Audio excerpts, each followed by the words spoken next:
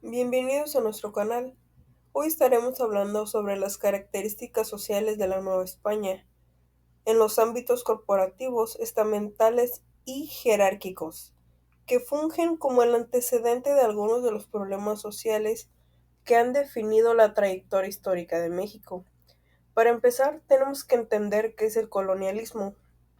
Hemos dicho que la conquista española del territorio mesoamericano y posteriormente de toda la superficie en la que hoy se asienta México dio origen a una sociedad colonial.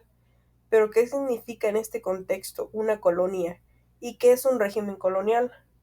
Primero, la colonización se refiere a un proceso de conquista y apropiación de tierras. Colonia es un tipo especial de grupo político o social de personas. El colonialismo es una relación de dominio o señorío. De manera más completa, puede caracterizarse al colonialismo como una relación de dominio entre colectivos en la que las decisiones fundamentales sobre la forma de vida de los colonizados son tomadas y hechas cumplir por una minoría cultural diferente y poco dispuesta a la conciliación de amos coloniales que dan prioridad a sus intereses externos. La idea de la superioridad cultural fue definitoria en la sociedad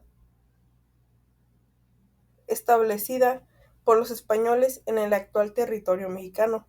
Los conquistadores y sus sucesores no solo estaban convencidos de que su cultura era superior a la indígena, sino que veían en las creencias religiosas autóctonas cultos diabólicos que era su deber erradicar. Progresión 7. Una sociedad cooperativa y estamental. La base de todas las sociedades actuales fundadas sobre principios liberales recibe la ideal de todos los individuos ante la sociedad. Los elementos de la Nueva España: características étnicas, lugar de nacimiento, posesión de títulos nobiliarios, posición de cargos políticos que se ocupan, pertenencias a determinadas instituciones. La organización social en la colonia fue diseñada por la corona española para controlar y explorar las nuevas posiciones en América. Debido a la falta de recursos humanos, se optó por ejercer el poder de manera indirecta, permitiendo a las poblaciones nativas mantener sus formas de organización y jefes, siempre y cuando pagaran tributo y adoptaran la religión católica. Sin embargo, para realizar actividades económicas se necesitaba mano de obra, lo que llevó al sistema de encomienda. Los conquistadores recibieron tierras y nativos a cambio de protección y tributo, pero en realidad se convirtió en un sistema de explotación y esclavitud. Esto, junto con las epidemias y la violencia, causó una mortalidad catastrófica entre los nativos, reduciendo la población indígena en un 97% en apenas un siglo. Mientras tanto, algunos africanos esclavizados lograron obtener la libertad huyendo o comprándose a sí mismos.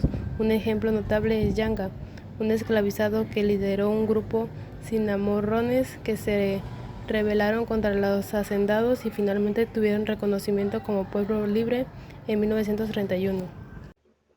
México a través de los siglos. Los indios, a pesar de vivir con los españoles, no fueron amantes de las lides de gallos, y hasta hoy en día es muy raro que en un pueblo de indios haya esta clase de diversión. En cambio, los fuegos artificiales, los castillos de fuego y los cohetes formaron el encanto de la raza indígena. En el siglo XVII, la Ciudad de México era sin duda una de las más opulentas del mundo.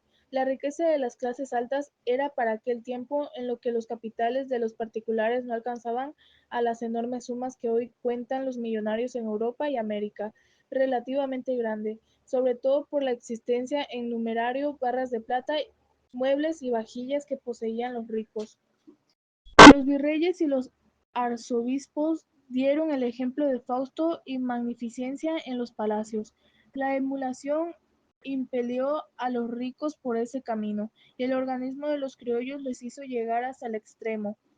Los mexicanos, y dando a las pasiones riendas libres, los capitales más grandes y acumulados por la fortuna o por el trabajo del padre, desaparecían rápidamente entre las manos del hijo o del nieto al soplo de la ostentación o de la opulencia, y solo del amparo de las leyes, que reglamentaban las sucesiones de los mayorazgos, pudieron algunas casas conservar las riquezas a través de muchas generaciones.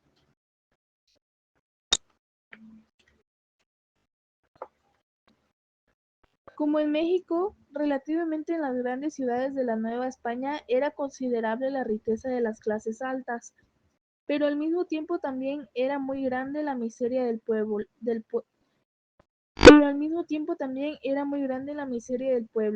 principalmente de los indios, produciendo el más terrible desequilibrio, porque realmente no existía la clase media que lleva siempre en sí las virtudes del pueblo. La civilización de las clases ricas y la cultura que le es propia, sirviendo de indispensable y acertado compensador entre el orgullo de las clases altas y la osadía de los inferiores, evitando los peligrosos choques que a cada momento pueden producirse por el contacto de elementos tan heterogéneos.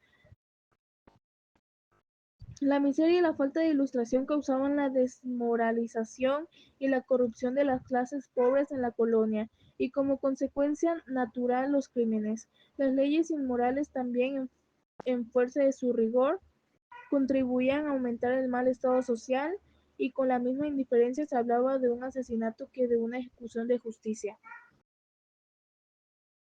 Buenos días, maestra. Mi nombre es Darla Yanet López Bonilla y soy del cuarto B de Alimentos Matutino. A mí me tocó el tema del racismo y la discriminación son legados del colonialismo. Y es que el colonialismo hoy día perdura en la actualidad de distintas formas, como el racismo, discriminación racial, xenofobia e intolerancia. Un dato interesante es que la xenofobia es fobia o desprecio a los extranjeros y a los referente de ellos, les tienen odio, miedo. Y es que según informes de las Naciones Unidas, en el que el Estado, pues ahora sí que trata de desmantelar de otra manera la estructura del racismo, que promuevan los derechos y el desarrollo sostenible. Y es que el impacto negativo a los legados del colonialismo es el disfrute de los derechos humanos que se señalan el peso del colonialismo y se sigue arrastrando hoy en día. Y es que también está la discriminación racial, la xenofobia e intolerancia que sufren los americanos y afrodescendientes, personas de origen asiático y los pueblos indígenas igual. Y aunque muchas colonias antiguas han obtenido la independencia desde la creación de las Naciones Unidas, pues este proceso de descolonización sigue incompleto en la actualidad.